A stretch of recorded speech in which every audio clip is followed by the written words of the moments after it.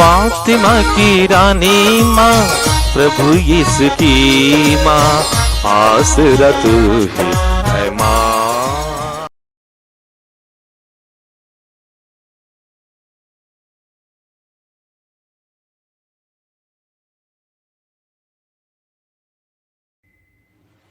पहला पाठ सामुएल का दूसरा ग्रंथ, अध्याय 5, पद संख्याएं 1 से 7 और 10 तक।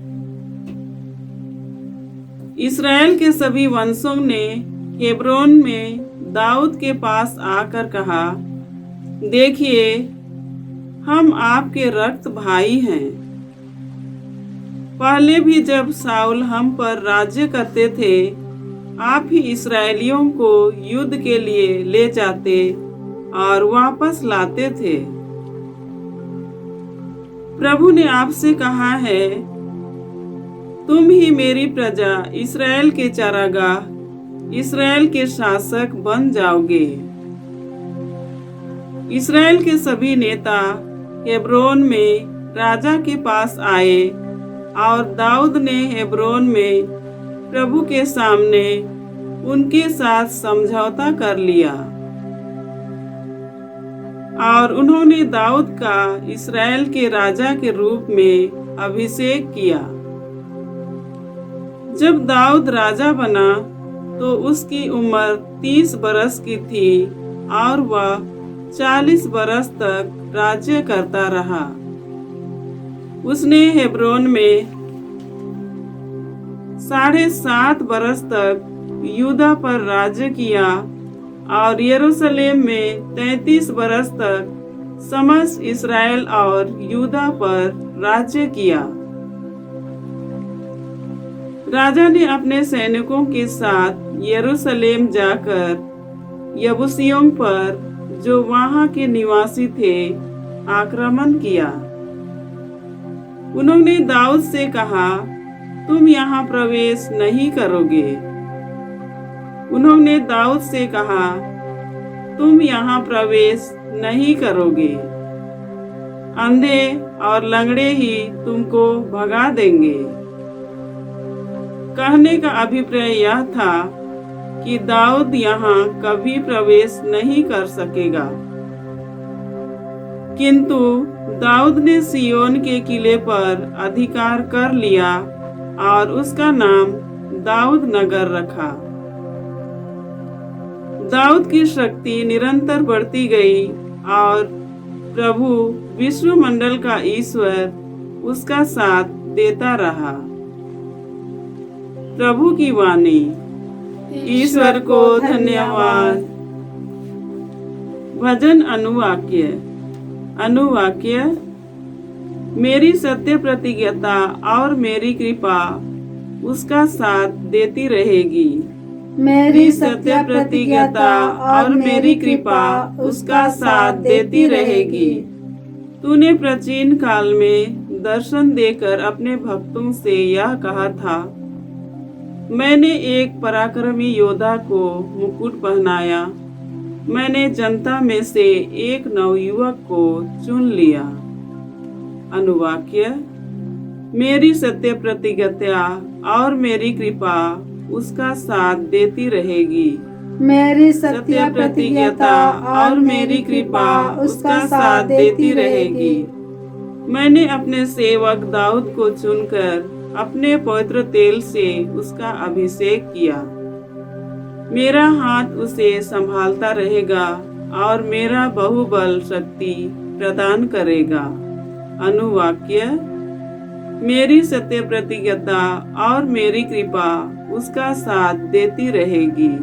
मेरी सत्य प्रतिज्ञता और मेरी कृपा उसका साथ देती रहेगी। मेरी सत्य प्रतिज्ञता और मेरी कृपा उसका साथ देती रहेगी। मेरे नाम के कारण उसकी शक्ति बढ़ती जाएगी। मैं उसकी बाँह समुद्र तक बढ़ाऊंगा और उसका भुजबल नदियों तक। अनुवाक्य। मेरी सत्य प्रतिज्ञता और मेरी कृपा उसका साथ देती रहेगी। मेरी सत्य प्रतिज्ञाता और मेरी कृपा उसका साथ देती रहेगी। जय घोष। हालेलुया। हमारे मुक्तिदाता और मसीह ने मृत्यु का विनाश किया और अपने सुसमाचार द्वारा अमर जीवन को आलोकित किया। हालेलुया। प्रभु आप लोगों के साथ हो और आपकी आत्मा के साथ। संत मार्कुस के अनुसार प्रभु यीशु ख्रिस्त का पवित्र सुसमाचार। हे प्रभु तेरी महिमा हो।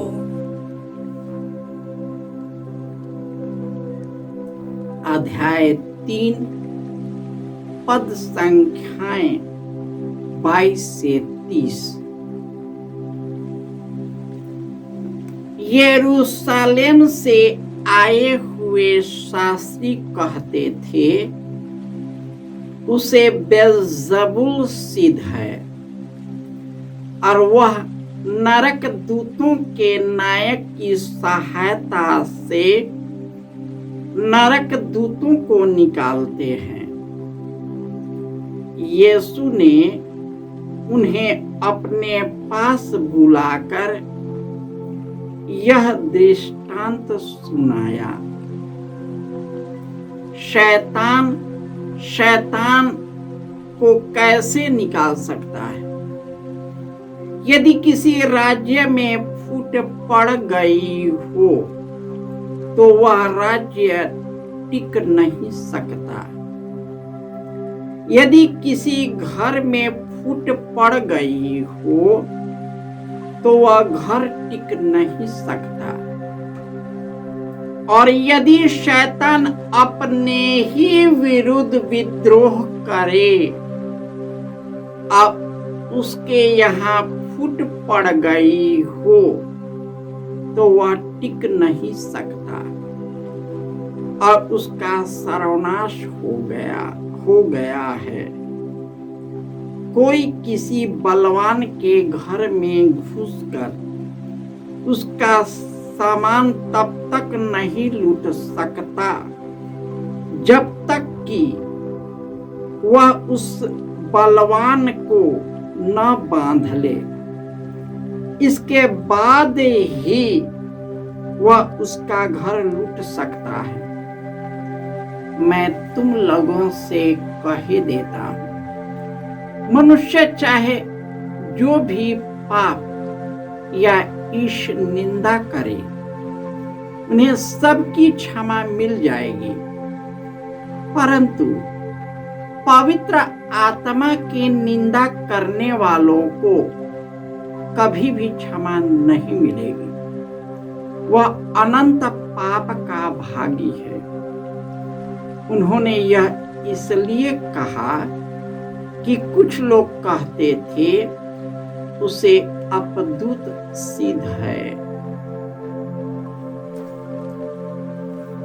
यह प्रभु का सुसमाचार है।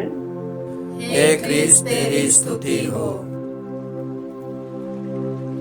ख्रिस्त में प्यारे भाइयों और बहनों, ईश्वर ने दाऊद राजा को अपने बाहुबल से उसे राजा का अभिषेक कराया, उसे बलिष्ठ किया, वह उसे पराक्रमी बनाया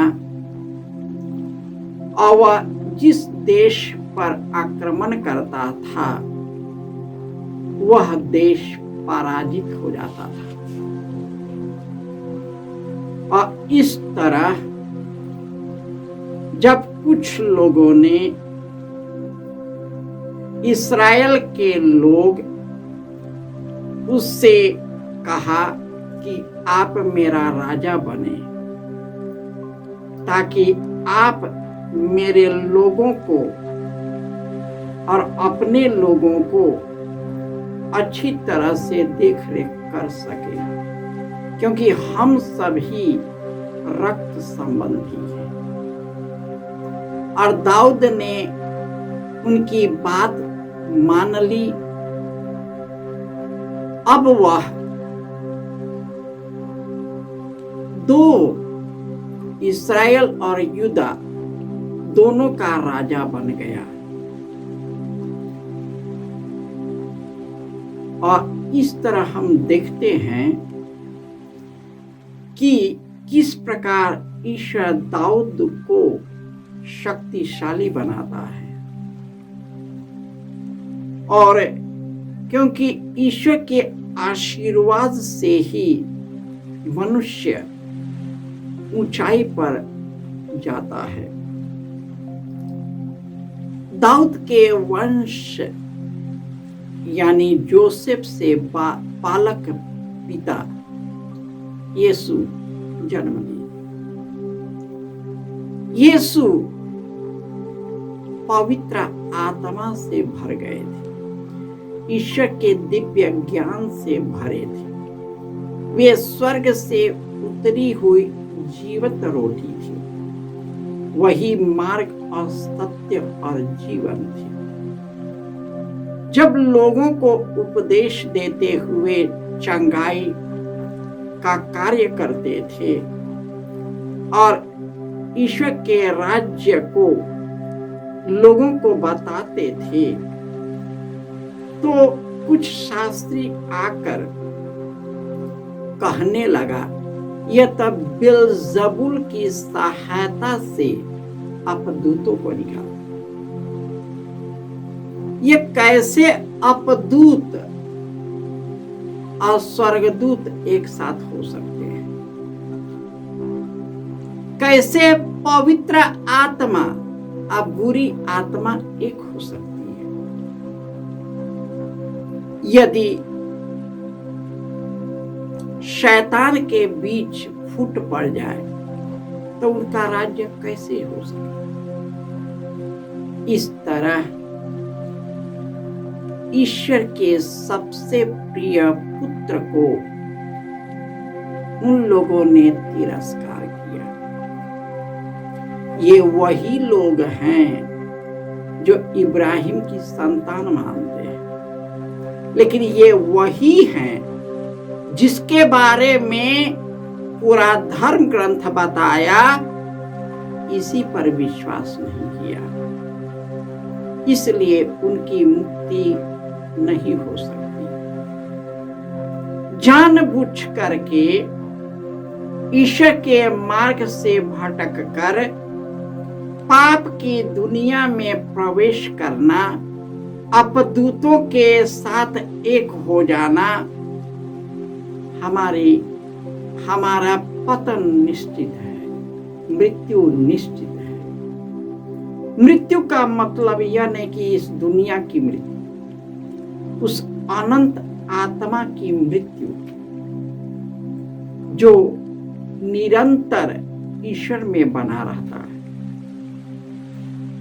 हम कितनी बार पवित्र आत्मा के विरुद्ध पाप करते हैं? कितनी बार हम ईश्वर की आज्ञाओं का उल्लंघन करते हैं? कितनी बार ईश्वर के वचन पर ध्यान नहीं देते? कितनी बार यीशु के पवित्र शरीर और लहू ख्रिस्तियाग को हम पूरे विश्वास से नहीं जीते, उसमें सहभागी नहीं होते, क्योंकि हमारी जिंदगी ईश्वर से भटक गया और पवित्र आत्मा जो कार्य करता है निकल जाता है। क्योंकि पवित्र आत्मा उस बुराई करने वालों में प्रवेश नहीं करता जो ईश्वर के विरुद्ध चलता है, ईश्वर के मार्ग से भटकता है। ईश्वर उनकी खोज में अवश्य जाता है, लेकिन जो उसकी सुनता है, उन पर विश्वास करता है, उस पर चलने लगता है, ईश्वर उस पर दया करता है। आइए हम पूर्ण विश्वास और आस्था के साथ ईश्वर में एक हो जाए। अब प्रभु यीशु जिसे ईश्वर ने अपने प्रिय पुत्र के रूप में चुनकर इस संसार में मुक्ति के लिए भेजा है, हमारा विश्वास यीशु में अटूट रहे, पवित्र आत्मा की शक्ति से भर जाए और अपने पवित्र जीवन के द्वारा दूसरों के जीवन भी पवित्र कर सके। जय यीशु।